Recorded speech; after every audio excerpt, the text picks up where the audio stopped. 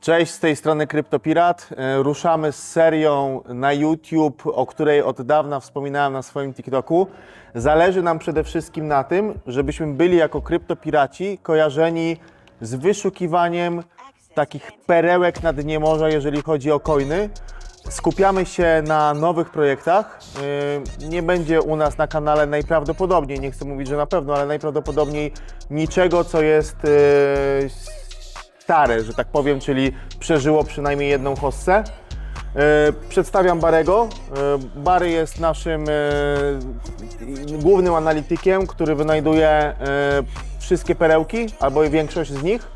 Oraz Wawa, który sprawdza portfele, wykonuje taką naprawdę czarną robotę, spędza mnóstwo godzin, żeby jakby potwierdzić informacje te, które Bary często rzuci, typu Wawa, sprawdź wallety, sprawdź powiązania do danego projektu, bo chcę mieć pewność, czy warto w to zainwestować, czy też nie, albo po prostu rzucić call, bo nie wiem, czy wiecie, mamy też grupę piracką na Telegramie, mamy wersję free, mamy wersję VIP, linki do kanału free zobaczycie tutaj w bio, jeżeli chodzi o YouTube'a, o nasze linki. Także też zapraszam do tej grupy, będziecie mogli zobaczyć mniej więcej, co się u nas dzieje. Zaczynamy tak naprawdę od coina z trendu BRC20. Chłopaki wytłumaczą też pokrótce, co to znaczy ten trend BRC20. Powiem tak, my tego coina znaleźliśmy już jakiś czas temu, on tak rośnie, że no bardzo szybko rośnie i jesteśmy trochę skonfundowani, że tak to nazwę, tym, ponieważ no już u mnie na portfelu zrobił, ile on dzisiaj jest? 0,01, nie? No to my wchodziliśmy 0,06. Tak. A oficjalnego calla daliśmy u nas na grupie pirackiej po 0,06, czyli już mamy 14 razy. Ale i tak uważamy i zaraz chłopaki powiedzą, dlaczego tak uważamy, że ten coin jest, no ma szansę być taką właśnie perełką w nadchodzącej hoście, bo to, co się dzieje teraz w tym momencie na rynku, jak widzicie, jesteśmy na wysokości świąt 2023 łamane przez 2024. To, co się dzieje teraz na rynku, to nie jest jeszcze tak zwany bull run, to jest przedsmak. Wszystko rozpocznie się po halvingu na Bitcoinie. Dobra chłopaki, powiedzcie w takim razie, co Bary znalazłeś, dlaczego to jest... Zacznijmy od BRC najpierw. Od BRC, no dokładnie, zacznijmy w takim razie od BRC. No BRC to jest narracja o ekosystem Bitcoina oparta. Chodzi o to, że Bitcoin jako król kryptowalut jeszcze raz się naradza, ale tym razem nie samodzielnie, tylko przy pomocy właśnie nowych projektów takich jak Mubi. A czy jeszcze z tego sektora BRC20 jest coś fajnego? No właśnie, my też, ja i Maciek opowiadaliśmy na swoich TikTokach, na które Was zapraszamy serdecznie. Też dostaniecie, sorry, że przerwę, też będą te linki do naszych TikToków oraz w ogóle do wszystkich sociali w sekcji opisu tego filmu. No to rozmawialiśmy i opowiadaliśmy i też mówiliśmy, kiedy kupujemy takiego coina jak Space, to jest też projekt z trendu BRC20. No Space od naszego wejścia to ile jest już? 400%? 400% i Space już wykorzystamy to, że dzisiaj nagrywamy YouTube'a. Analiza fundamentalna jest na moim TikToku. Też Space jest jednym z coinów, które ogrywamy na hossce. Dobra, to jest pierwszy odcinek, słuchajcie, bo Mubi najprawdopodobniej wleci jako pierwsze. I teraz wytłumaczymy Wam w ogóle, bo to też jest bardzo ciekawe, jak my do tego Mubi doszliśmy, bo to jest na swój sposób intrygujące. Bary. Więc tak, na początku znaleźliśmy listę walletów, było ich około 100 000. Przeanalizowaliśmy sobie wallety względem influencerów, którzy podpięli swoje wallety z Fintecha. Zrobiliśmy analizę techniczną, jeżeli chodzi o strukturę walletów z podziałem od największego influencera do najmniejszego influencera. Jeden spośród tych graczy kupił w zasadzie Mubi. I w zasadzie to był jeden wieczór. W przeciągu następnego dnia kupiły w zasadzie następne osoby, więc stwierdziliśmy, że warto w to wejść, że tak powiem, i sprawdzić temat. A czemu akurat te wallety wyanalizowaliście? Te 100 000, dlaczego? Ponieważ no, my oparliśmy swoje wallety, które znaleźliśmy stamtąd. To nie są takie, wiecie, projekty, to znaczy wallety, które możecie sobie z ulicy znaleźć. No walletów jest tak naprawdę nieskończenie wiele, ale my właśnie wyłowiliśmy perełki, takie rodzynki właśnie z wycieku walletów z Friendtecha. I dzięki temu te wallety, które były podpięte do Friendtecha, my jeszcze bardziej je przeanalizowaliśmy i znaleźliśmy połączenia i mamy całe siatki pojedynczych influencerów, co akurat oni wchodzą. Żeby to było jasne, my w swojej bazie danych przeanalizowaliśmy tysiące godzin, no może tysiące przesadzam, ale setki godzin, wykorzystaliśmy wyciek, czyli słuchajcie, to jest raz na jakiś czas nadaje nam życie szansę, którą my wykorzystaliśmy, dostaliśmy bazę danych walletów grubych graczy i tak naprawdę poprzez tą pracę chłopaków zrobiliśmy swoją analizę tych portfeli i znaleźliśmy sobie swoją bazę danych, z którą pracujemy do dziś. I to jest między innymi nasza taka piracka skarbnica. Nie powiemy o wszystkich smaczkach, jakie wykorzystujemy podczas wyszukiwania coinów, no ale tutaj możemy powiedzieć, że to jest od początku, to był pierwszy strzał przy Mubim i do tej pory tak naprawdę z tych walletów korzystamy. Dobra, to teraz trochę o tych bebechach, jeżeli chodzi o samego coina o nazwie Mubi. No to tak, jak już mówiliśmy, to jest trend BRC20 i główny produkt Mubi to jest bridge, który nam pozwala na przenoszenie aktywów, no powiedzmy na przykład z łańcucha Ethereum na łańcuch Bitcoina. Jeśli chodzi o trochę więcej informacji na sam temat Mubi, to jest stosunkowo mały projekt, ponieważ na samym X-ie mało kto o nim pisze. X ma około 13 000 obserwujących, co jest naprawdę mało i to nam pokazuje, że jesteśmy na bardzo wczesnym etapie, jeśli chodzi o rozpoznanie projektu przez rynek. No oczywiście też Mubi ma swojego Telegrama, bardzo aktywnego. No co tam jeszcze? A jeśli chodzi na przykład o influencerów, którzy piszą o Mubi, no to oprócz Barego to mało kto o tym pisze, także to pokazuje, że no nazwijmy to ulica jeszcze tego nie rozpoznała. Znaczy ja tutaj tylko jedną rzecz wrzucę, że rzeczywiście jak już ogrywamy tego coina jakiś czas, to faktycznie Bary był jedyną osobą, która mówiła i pisała o Mubi. Wczoraj się już pojawiła informacja u Kamila Jarząbka, ale tylko informacja o BRC20 i wymienił m.in. Mubiego, więc faktycznie jesteśmy na bardzo wczesnym etapie, ale coś już zaczyna w tej sieci wrzeć, dlatego też nam zależy na tym, żeby to na pewno będzie pierwszy odcinek, który się pojawi, bo faktycznie mamy wrażenie, że Mubi zaczyna troszeczkę odjeżdżać. To tak tylko chciałem taką wrzutkę zrobić. Dobrze, to teraz powiedzcie mi, gdzie tego Mubiego można znaleźć? No to Mubi, co prawda, jak my wchodziliśmy, dało się go kupić tylko przez swapy, ale w tym momencie został zlistowany na Mexie i to nie był taki listing na zasadzie, że projekt rozdał swoje tokeny i dlatego został zlistowany, tylko giełda sama wrzuciła właśnie coina na parkiet. No i jeszcze również możemy go znaleźć na Gate.io, z tego co pamiętam. Czyli już na jakichś ceksy, czyli scentralizowane giełdy, swapy, to dla osób, które są tutaj nowe, to są swapy są na zdecentralizowanych giełdach, tam gdzie między innymi możesz połączyć się poprzez MetaMask i nie potrzebujesz żadnych rejestracji, zalogowań. To też między innymi znajdziecie takie informacje u nas na kanale pirackim, jeżeli macie jakieś pytania, bo to co jest tutaj teraz poruszane, może dla niektórych z Was być trudne, bo pamiętajcie o jeszcze jednej bardzo ważnej rzeczy, to jest taka moja wrzutka przed nadchodzącą hossą, że krypto wydaje się bardzo skomplikowany, jest dosyć trudny próg wejścia, ale jak już zrozumiesz pewną nomenklaturę słowną, to już jest o wiele prościej. I naprawdę nie bójcie się jakby głębiej drążyć niż sam Binance. Dobra, ja wrócę do tych portfeli, bo to jest dla mnie intrygujące. Bary, masz jakieś takie portfele, albo fundusze, które w tym Mubi są, bo podejrzewam, że tam są zapakowane fundusze bądź portfele, które trochę kasy w tym mają, czy jak to jest? Wiesz co, jak wchodziliśmy na Mubiego, to myślę, że 80% samych walletów były związane z Chinami. Z Chinami? Więc głównie rynek Azji na samym początku był. Myślę, że w kapitalizacji od 8 do 12 milionów market capu pakowały się fundusze. Nie pamiętam, jakie to były dokładnie. No mamy tutaj w Mubi NGC Ventures, którego co-founder posiada Mubi, które jest zastejkowane.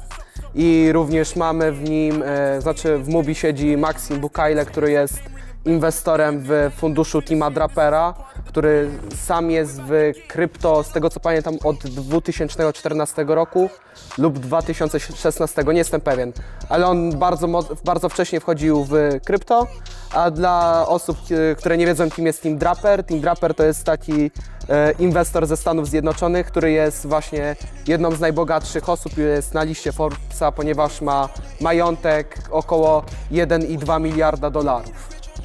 Były też takie sytuacje, że w pierwszym tygodniu bodajże ludzie robili zakupy na Mubi po 15 Ethera i nawet około 25, więc to są według mnie dość duże zakupy jak na market cap, który ma powiedzmy 15 baniek. Więc jakby wtedy też wiedzieliśmy, że to musi być coś grubego, no i jakby zaryzykowaliśmy też bardziej, tak? Bo były kolejne zakupy na 0,02 bodajże. Jakby dołożyliśmy swoją paczkę, żeby tę pozycję zwiększyć. Okej. Czy ty mi coś przed nagrywkami mówiłeś właśnie a propos funduszy, że ktoś, kto był grubo załadowany w Solanę? A tak, no właśnie, NGC Ventures to jest fundusz, który wchodził w Solanę, z tego co pamiętam w 2019 roku i to nie był skup samych coinów, tylko finansowanie projektu Solana w serii A, czyli tylko dla takich dużych inwestorów, no dla dużych dzieci, które są w piaskownicy. Okej. Bary, bo ty wiem, że bardzo fundamentalnie podchodzisz do wszystkich projektów. Jakąś roadmapę to Mubi ma? Oni coś chcą faktycznie jeszcze, no oprócz świetnego startu, który my przeanalizowaliśmy, że jest świetny i załadowaliśmy też swoje własne pieniądze, to co to Mubi chce dalej robić? Wiesz co, z tego co pamiętam, to oni chcą rozwinąć bardziej rynek NFT, który wobec mnie hostę podgrzeje bardzo. Mówi się obecnie teoretycznie o NFT-kach na Ethereum, które będą grzały rynek. Wobec mnie twierdzę tak od maja, że ten rynek NFT będzie grzał w zasadzie BES20. Więc zakładam, że może być to game changer pod tym względem. Bo tak samo tak naprawdę wzrost największy Solany w poprzedniej hoście był mocno spowodowany z jakby wejściem NFT w tamten świat, czyli macie spostrzeżenia, że może trochę się zadziać dokładnie to samo na PRC20, że jakby mieliśmy poprzednią hostę, no Ethereum zawsze będzie, no, to co się dzieje tam, to podejrzewam, że zawsze jakieś tam będzie stałą, ale no, mieliśmy modę na Solanę i cały marketplace NFT, to teraz wychodzicie z założenia, że to samo może się zadziać właśnie na BRC20. Tak, myślę, że Bary powinien wspomnieć o swoim zagraniu na Bitcoin Frogs. Tak, była sytuacja, że dość całkiem przypadkiem dowiedziałem się w maju odnośnie NFT-kach na BES20 i całkiem też przypadkiem kupiłem żabkę. To było taki śmieszny NFT za bodajże $80 i tak się zdarzyło, że zapomniałem w ogóle o tym zagraniu. Po czym dowiedziałem się 2 tygodnie później, że NFT, który kupowałem za $80 jest warty bodajże chyba tam $3000. No to ładnie. Więc byłem lekko zaskoczony tą sytuacją, no i oczywiście sprzedałem już to, ale no takie zagranie myślę, że przyjdzie do historii. I wydaje mi się w ogóle, że to będzie początek tego wszystkiego. Okej. Jeszcze jest taka jedna ważna informacja, bo wspominałeś o stejkowaniu. Jak ktoś nie wie, co to jest stejkowanie, to się dowie kiedy indziej. Mówiłeś o stejkowaniu Mubi i z tego co wiem, za ten staking dostawało się też innego coina, tak? Tak, dokładnie. Dostaje się BSSB. O samym coinie na naszej grupie też mówiliśmy bardzo wcześnie, ponieważ mówiliśmy przy poziomie 30 centów, tak? No tam generalnie była też sytuacja, bo coin wyszedł, jakby dowiedziałem się, że coin wyjdzie o 6 chyba, ale nie dostałem informacji, czy będzie to UTC, czy będzie to jakby polska godzina. I pamiętamy, że zostawiłem budzik tutaj na 6 rano, żeby sprawdzić, czy jest listing. Tak. Okazało się, że listing był o 5, czyli teoretycznie myślałem, że będzie to 5 UTC. Okazało się, że była to godzina 5 rano polskiego czasu. No i tak naprawdę jesteśmy w BSSB od 0,035 a do 0,35, nie pamiętam co to było. No, Było 0,35. Dość nisko, Tak. ale rozumiem, że za staking Mubi dostaje się to BSSB. Tak, dokładnie. Tak, czyli Do 30 grudnia bodajże. Czyli no, tak na prosty chłopski rozum. Jeżeli masz aktywo A i dostajesz aktywo B za to, że masz to aktywo A, to można przypuszczać, że te dwa projekty są ze sobą mocno związane. Tak. I tutaj też chyba warto przytoczyć, że NGC właśnie Ventures też wchodzi w BSSB. Czyli robi się z tego jakieś ładne takie ognisko wspólnych interesów. Tak, Tam dokładnie. są mielone pieniądze przez pewną grupę, jak ty mówisz o areę azjatycką, po prostu są mielony kapitał i te projekty są ze sobą jakkolwiek połączone. Dokładnie. Chcecie, nawet wczoraj chyba zauważyłem, że jest osoba z Binance Labs powiązana z kimś, nie pamiętam kto to był, i ta osoba z prawej strony przykładowo była powiązana z BSSB, więc zakładamy, że może dojść do takiej sytuacji nawet, że coiny typu Mubi oraz BSSB, daj Boże, wejdą na Binance. I to wydaje mi się były duży game changer. No, wtedy rzeczywiście zupełnie inne pompowane są tam pieniądze na tym Binance. To też tak naprawdę myślę, że większość ludzi, która będzie oglądać ten materiał, zakładam, że ma konta tylko i wyłącznie na Binance. No, podam taki prosty przykład. Binance jest Ligą Mistrzów. Jeżeli chcecie mieć coiny z okręgówki, które dochodzą do Ligi Mistrzów, no trzeba schodzić po prostu poziomami niżej, czyli albo znajdować giełdy z mniejszą kapitalizacją, w sensie mniej popularne typu MEX, albo jeszcze niżej, tak jak wspomniałem na samym początku nagrania, czyli robić to przez swapy, czyli działać na zdecentralizowanych giełdach. No, I tam jest Czyli tak jakbyśmy te zdecentralizowane giełdy, to jakbyśmy szukali nowych Messich albo Lewandowskich w gminnych ligach. No to jest na takiej zasadzie. No dokładnie i teraz też każdy z nas musi sobie odpowiedzieć, czy chce kupić Lewandowskiego z Borussii, który też i tak w Bayernie strzelił dużo Dobra. goli, czy chce Lewandowskiego kupić gdzie on tam grał? No nieważne. Poznań grał chyba, W nie Niczu pamiętam. Pruszków, no. A.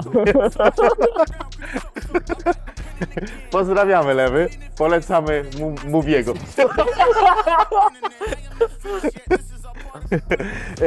Jeszcze powiedzcie mi o jedną rzecz a propos trendu BRC20, bo tutaj jest jeden taki szef trendu, to jest Ordi, tak? Tak, Co to tak tu dla osób, bo o tym trendzie będzie głośno, nawet sam właśnie Kamil wczoraj o Ordi napisał. Czym dla Was jest Ordi, już jakby będąc jeszcze przy temacie BRC20? No samo Ordi planuje wydać swojego stablecoina. Ja osobiście nie śledziłem tak bardzo tematu, myślę, że tu powinien Barry zabrać głos. To jest dość trudna sytuacja, bo ja też nie śledziłem. No W sensie u mnie była taka sytuacja, że Ordi był na dużym market capie i jeżeli ja zauważyłem, że ten market cap jest wysoki, to dla mnie jest to bez sensu. Ja wolę wejść w mniejsze capy i zrobić więcej X. Czyli Barry szuka w Niczu Pruszków, a nie w Manchesterze City. Dobra, słuchajcie, tutaj też bardzo fajna, oczywiście wizualizacja graficzna coina Mubi to jest ich mniejsza wizualizacja, ale zaraz Wam się pojawią mubinki, które stworzył od nas jeden z kamratów na grupie pirackiej, wykorzystując do tego AI BitTensora, czyli też Tao, coina Tao, w którego inwestujemy. Dlatego też będziemy łączyć i pokazywać różne rzeczy, że też można wykorzystać na przykład grafikę projektów, w której masz pieniądze. Także zobaczcie sobie na mubinki. My tutaj uważamy, że to jest na swój sposób słodkie. Próbujemy to shilować na Twitterze bądź na Xie. Nie wiem, czy złapie to oficjalny azjatycki skrzydło Mubiego, ale może złapie to wtedy jeszcze jakieś NFT. O, to by w sumie dobre było NFT, takie Mubi, nie? Kryptomubi Robimy? na BRC20. Śmieję się. A tak jeszcze ode mnie, taka bardzo według mnie ważna rzecz inwestycyjna i to bardziej wychodzi z filozofii inwestowania, że tak jak właśnie rozmawialiśmy o tych wczesnych projektach, że jak się spojrzy na poprzednie hossy, to właśnie nie ma co szukać starych coinów typu Solana, Avax, Matic. No dobra, one mogą zrobić tam razy 2, razy 3, ale koniec końców i tak nowymi gwiazdami będą świeżutkie coiny, które pokazują swoje zaplecze takiego wykorzystania w rzeczywistym świecie. Znaczy albo w rzeczywistym, albo w DeFi'u, albo na blockchainie. Jest też teoretycznie większe ryzyko, że stracisz pieniądze, teoretycznie. Na nowe No coiny. tak, oczywiście. Bo mogą być rug pule, ale względem jakby ilości trafień wydaje mi się, że będziesz na tym lepiej i skorzystasz na tym niż wejdziesz powiedzmy w ARB, które zrobi ci przykładowo x10. W założeniu, i to jest bardzo ważna rzecz, w założeniu, że masz taką wiedzę, którą my posiadamy. Tak. Bo jeżeli jesteś świeżakiem w krypto i wybierzesz sobie 10 nowych coinów, to Może być ciężko. to może być W ciężko. sensie To- wydaje mi się, że każdy musi się przejechać.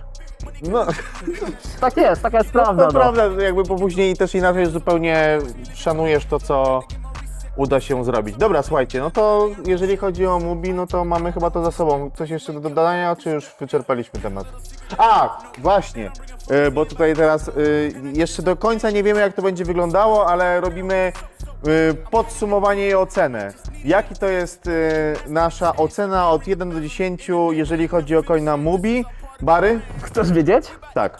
10. Wawa? Według mnie też 10. No to ja zawsze jestem trochę inny. To 11. Dam 9. Także ląduje on w S tier. Ahoj.